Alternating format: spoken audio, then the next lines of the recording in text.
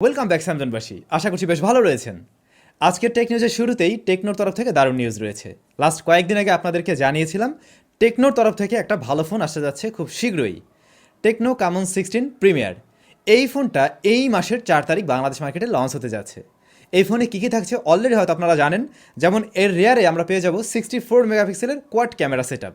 এর ফ্রন্টে দেওয়া হয়েছে ডুয়াল ক্যামেরা, অর্থাৎ ডুয়াল পাঁচল রয়েছে, এবং সেখানে আমরা মেইন সেন্সর হিসেবে পাচ্ছি 48, এবং তার সাথে রয়েছে একটি 8 মেগাপিক্সেল আলট্রাওয়াইড সেন্সর। তার মানে আপনি একটা ফোনেই 64 এবং 48 দুটোই পেয়ে যাচ্ছেন। এর প্রসেসর হিসেবে থাকছে মিডিয়াটেক হেলিও Z90T। ডিসপ্লে হিসেবে আমরা পেয়ে যাব 90 হার্টস রিফ্রেশ রেটের IPS LCD প্যানেল। তো বলা যায় একটা ভালো প্যাকেজ অবশ্যই। এখন শুধু প্রশ্ন থাকে একটাই, এই ফোন কেমন দামে লঞ্চ হতে পারে? এইটা আপনারাই জানান কমেন্টস করে। এই ফোন কেমন দামে আসলে আপনাদের জন্য সুবিধা হয়? গতকালকার টেক নিউজ আপনাদেরকে জানিয়েছিলাম কোয়ালকম টেক সামিট 2020 এই ইভেন্টে নতুন একটি প্রসেসর লঞ্চ করা হবে কোয়ালকমের তরফ থেকে, এবং ফাইনালি কোয়ালকম স্ন্যাপড্রাগন 888 লঞ্চ করা হয়। এর আগে আমরা সবাই ভেবেছিলাম 875 হয়তো লঞ্চ হবে। যাই হোক, আগের যে কোয়ালকমের আমরা ধারা দেখে এসেছি যে মানে 10 করে বাড়ানো হতো, যেমন কোয়ালকম স্ন্যাপড্রাগন 845, তারপর 855, 865, এবারে সেই হিসাবে আসা উচিত ছিল 875, বাট সেটা না করে তারা চলে গেল 888। চাইনিজদের মতে এই 888 মানে 888 হলো কোনো একটা শুভ নাম্বার বা লাকি নাম্বার বলতে পারেন। সো সেই হিসাব করে কি স্ন্যাপড্রাগন এই নাম রাখলো কিনা কে জানে।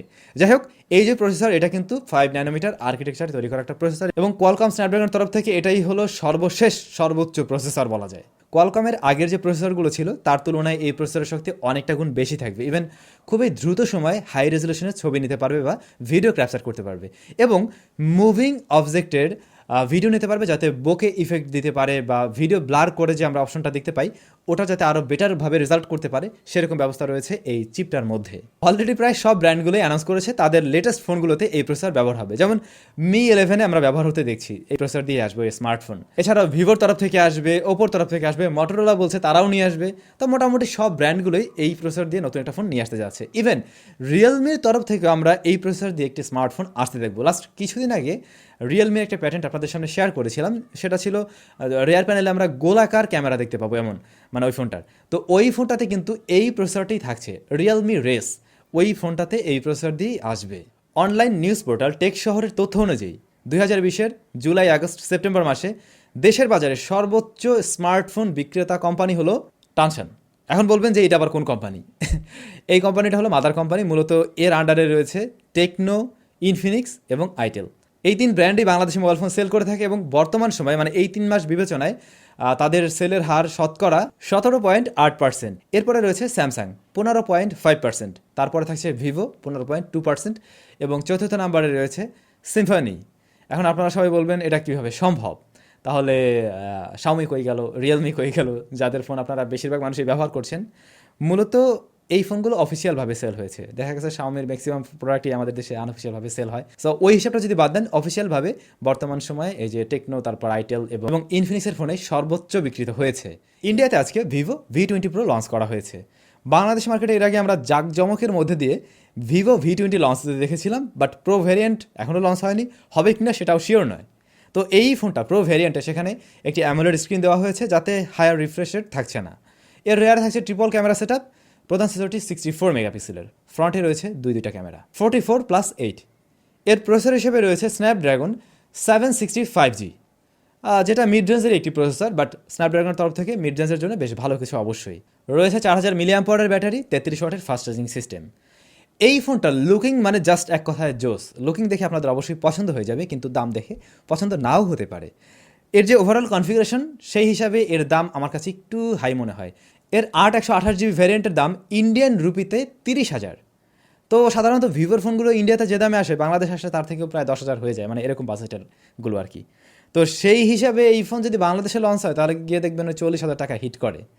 তো 40,000 টাকা যদি আমরা দেখতে যাই, সেই হিসাবে এর কনফিগারেশন ততটাও ভালো নয়। আপনাদের কি মনে হয় কমেন্টস করে জানান। যতদূর সম্ভব এ মাসের 10 তারিখে ওপো রেনো 5 সিরিজের স্মার্টফোন লঞ্চ হতে যাচ্ছে। তো এখানে রেনো 5 যেটা, তার দাম হয়তো বা ইন্ডিয়ান রুপিতে 33,000, বাংলাদেশের ক্ষেত্রে 40-এর মধ্যে হতে পারে, এবং এর যে প্রো ভ্যারিয়েন্ট, তার দাম ইন্ডিয়ান রুপির ক্ষেত্রেই হয়তো বা 42-43,000 হবে, এবং বাংলাদেশের ক্ষেত্রে সেটাও ওই 50,000-এর নিচে বা 50,000-এর মধ্যে হয়তো বা থাকবে। রেনো সিরিজের ফোন সবসময় ক্যামেরার জন্য ভালো হয়ে থাকে। আসুক, বাংলাদেশের মার্কেটে আসলে আমরা অবশ্যই এর রিভিউ দেওয়ার ট্রাই করব। প্রিয় দর্শক, এবারে সময় হলো গিভঅ্যাওয়ের রেজাল্ট দেওয়ার। আপনারা প্রায় 4500 জন মানুষ আমাদের এই কন্টেস্টে অংশগ্রহণ করেছিলেন। তো আমরা যে কাজটা করেছি, র্যান্ডম নাম্বার জেনারেটর দিয়ে আমরা জাস্ট 3টা নাম্বার বেছে নিয়েছি এবং সেই 3টা নাম্বার অনুযায়ী যাদের নাম ছিল, প্রথম যিনি রয়েছেন তার লাকি নাম্বার হলো 714 এবং ভাইয়ের নাম হলো KH শিফাত। এর পরের ভাইয়ের লাকি নাম্বার হলো 4052 এবং ভাইয়ের নামটা হলো ফ্রিল্যান্সার হিরো। ভাইয়ের হয়তো অন্য নাম রয়েছে, যাই হোক আমরা এই নামে পেয়েছি, সো ওইটাই বললাম।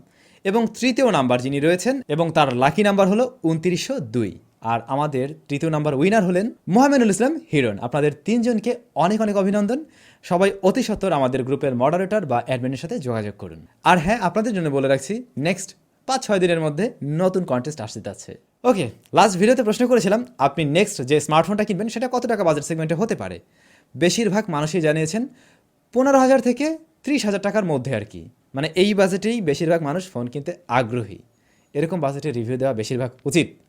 যাই হোক, আজকের ভিডিওর প্রশ্ন হলো, আপনি এই যে এখন যে ভিডিওটা দেখছেন বা ম্যাক্সিমাম টাইমে যে ইন্টারনেট ব্যবহার করেন সেটা কোন সংযোগে, ডাটা কানেকশনে নাকি ওয়াইফাই? কমেন্টস করে জানান। আমরা চলে আসলাম কমেন্ট সেকশনে। তাসমিয়া মেহেদি, ভাই আমি Realme 7i কিনতে চাই 20K বাজেটের মধ্যে, because I need a well camera phone.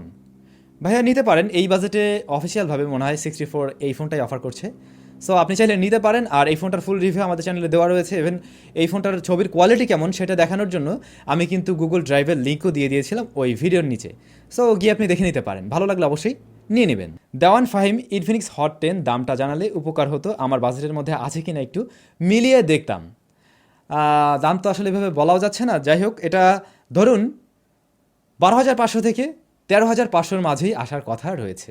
MD তুষার হাসান, ভাই ছোট মোবাইল ফোনগুলোর রিভিউ দিবেন না? অলরেডি দেওয়া হয়েছে, আমাদের চ্যানেলে আপলোড করা রয়েছে ব্রো, আপনি দেখে নিতে পারেন। নাইম বিডি মিডিয়া, ভাইয়া ইনফিনিক্সের অফিসিয়াল শোরুম কোথায় আছে বাংলাদেশে? ভাইয়া এটা সঠিকভাবে আমার জানা নেই, আমি যতদূর জানি তারা শুধুমাত্র অনলাইনের মাধ্যমেই সেল করে থাকে। তো ভাই লোক, সবাই অনেক বেশি ভালো থাকুন, সুস্থ থাকুন, দেখা হচ্ছে আবার নেক্সট নতুন কোনো ভিডিওতে।